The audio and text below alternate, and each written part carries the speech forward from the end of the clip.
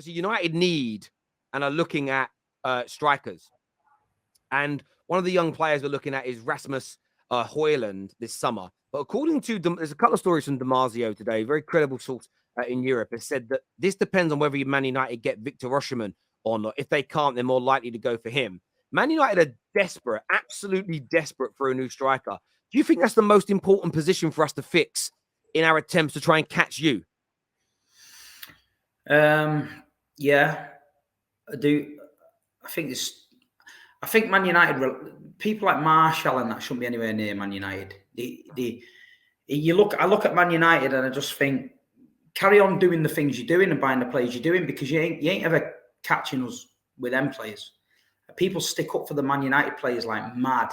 Oh, Martial's this and Martial's that, and Weghorst is the best presser in the league. Now, I don't know if they meant ironing, you know what I mean, for pressing pants or something, because that's the only problem. He might be good at ironing pants, but he ain't pressing shit. So, a club the size of Man United with Weghorst up front is definitely a problem, let me tell you that. Osimhen, yeah, if you can get him out of Napoli, good luck with that, because they are supposed to be a nightmare to deal with. Yep. They've just won the league, so they're going to want premium dough. Maybe if you could offload Martial in some sort of deal, maybe get him out there. I think United with Osimhen, he's one of the best in the world. You've got to aim for that. Centre-back's a problem. Maguire at that kind of money, not worked out, not good enough. So for me, United, for me, need a centre-back and a striker, and maybe the Christian Eriksen's deal's not worked out. Whether they want to call it or not, it's not worked out. And the sooner they realise it hasn't worked out and move on and start getting the right signings, then they'll finally move forward. If they persist with these players who are not good enough and are average, then Man United will just stay below that level they need to be at. Yeah, I get that. I think with Eriksen, I don't think was ever part of the plan to be the main midfielder next to Casemiro. I think he was there as kind of backup and rotation.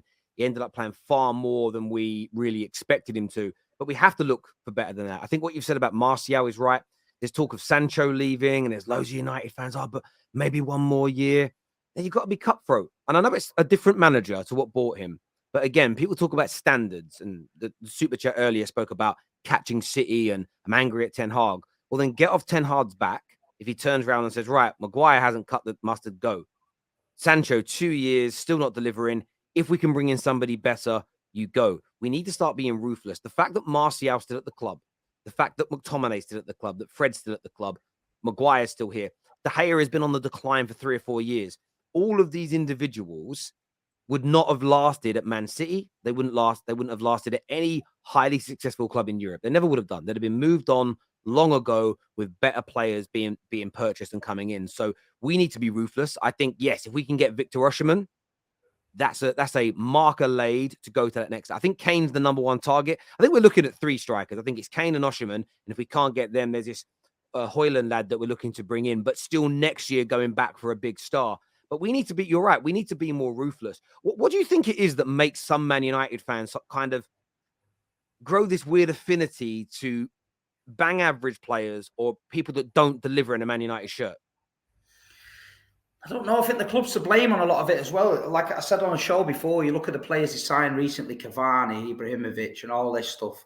They went for the name and the prestige, and a lot of the younger fans, they love all that. But anyone that's older and watches football realise that that's not the way to go. When you're an elite club, you're never going to win the league with them players. You know what I mean? It's all right. You know, Ronaldo came back and everybody thought Ronaldo was going to take Man United to the promised land.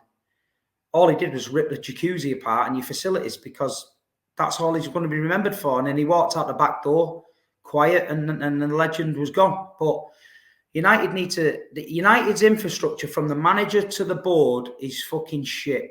Yeah. The people that are the links between the board and the manager are not good enough. The footballing people in the club are not identifying targets early enough. They're not identifying players that isn't working early enough. They're not moving them on and refreshing. They're not creating any sort of conveyor belt of talent that's coming through. It's just literally a mishmash of managers and cherry picking random players for big prices and getting played in the transfer market. And whether they want to believe that or not, that is facts. That is it. it isn't that Man United anymore. They've got to go back to that. They've got to go back to that level where they've got football people behind the scenes, people who are identifying these players early enough, putting the groundwork in, getting the deal ready, and then before anyone, you look at City, a deal just come out of nowhere, bang, he's signed. Alvarez, Haaland, Bernardo, they were all deals done when nobody knew because the legwork's been done in the background for months and months. United seem to panic. Oh, Man City going to sign Ronaldo. Shit, get Fergie on the phone. We need him. Bang, sign him. Man City going to get Fred. We need Fred. Let's get him.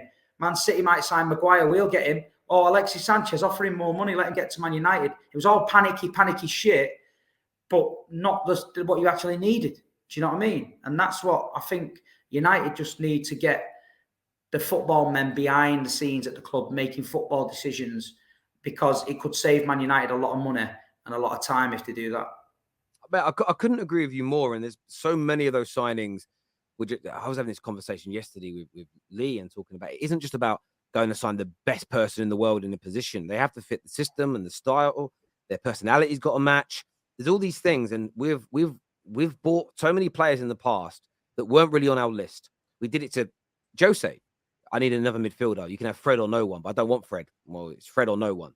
Fine, I'll take Fred because I need a body. But you bought managers players they didn't want, and you bought managers, players that they didn't want at the club, and that's something that we've got to address.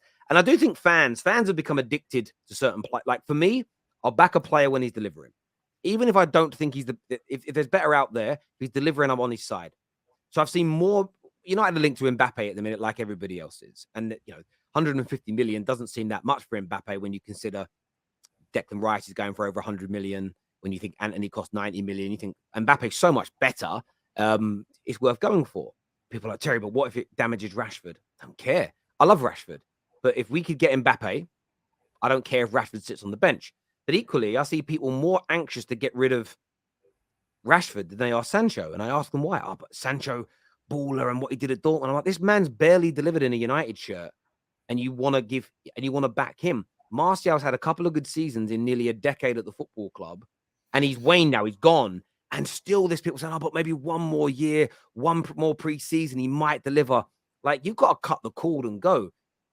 You've got to have players that deliver. And look, Rashford and Bruno had good years this year. Phil Jones was in the United team in 2012 when City won it with the Aguero moment. Phil Jones has only just left. Mate, it's exactly the point. And like Rashford had a good season this year. So did Bruno, I felt. So did Casemiro.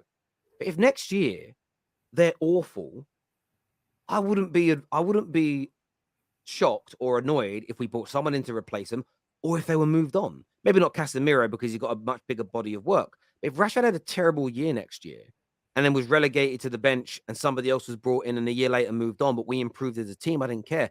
Football fans have lost sight of what they're meant to be supporting.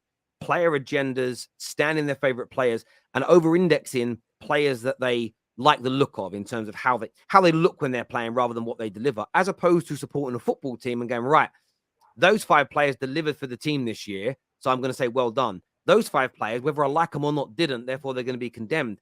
That's how football had been my whole life, and it's really changed in recent years. And I think the fans at Man United can be a massive problem, backing mediocrity and not showing enough support to the individuals that deliver. And the reason I think it stems out of failure is because look what Mahrez has done for you over the years. But none of you are crying that Mahrez ain't been starting recently. You're not crying about it because you want your team to win. Cancelo was, by many of you, considered the best fullback in the world for a couple of years. But your manager says, right, we're going to improve by moving him on.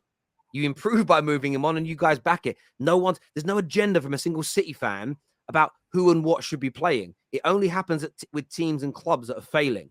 So it tells me it's not a natural way to think and sort of talk about football and debate football. It's just what failures do. So this is my message to Man United fans. Stop behaving like failures and behave like winners. Drop the player debates at the regularity that you do them and focus on your club and what needs to be done for you to improve. But arguing for 10 hours on Spaces about who's better out of Sancho and Rashford, it's such a waste of time. It's unbelievable. Focus on the most too busy trying to justify why their treble in 99 was better than ours and trying to justify how Manchester City have cheated. They're spending that much energy trying to justify how big a club Man United are when they need to really realise that Man City fans don't give a shit about what you think, because we're living the dream. You know what I mean? 25,000 City fans bouncing in Istanbul overnight didn't think anything about Man United. We just thought we just won a treble. But United's got bigger problems, bigger things to worry about than us. You know, they just need to move on. Sooner they do that, sooner they might get somewhere. 100%.